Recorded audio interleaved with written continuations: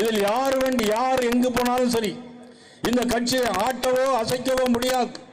இந்த கட்சியிலிருந்து வெளியே போனவர்கள் நிறைய பேர்கள். உத்தரப்பிரதேச மாநிலத்தில் கல்யாண் சிங் முதலமைச்சர், எவ்வளவு பெரிய ஆள் தெரியுமா கல்யாண் சிங்? அவர் நடந்து போனால் எல்லோரும் காலடி மண்ணை எடுத்து கொட்டு கும்பிடுவார்கள். அவர் கட்சி விட்டு போனார், இந்த கட்சிக்கு எந்த பாதிப்பும் கிடையாது.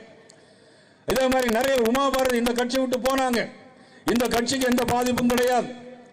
அதே மாதிரி தேஷ்பாய் பட்டேல் இந்த கட்சி விட்டு போனாங்க, இந்த கட்சிக்கு எந்த விதமான பாதிப்பும் இல்லை.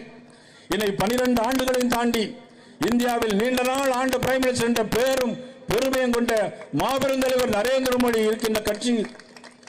இந்த கட்சி பாரதிய ஜனதா கட்சி. யார் இந்த போனாலும் சரி, போனவர்கள் எல்லாம் திரும்பி வந்து கொண்டே இருக்கிறார்கள். நெல்லை மாவட்டத்தில் நான் போனேன்.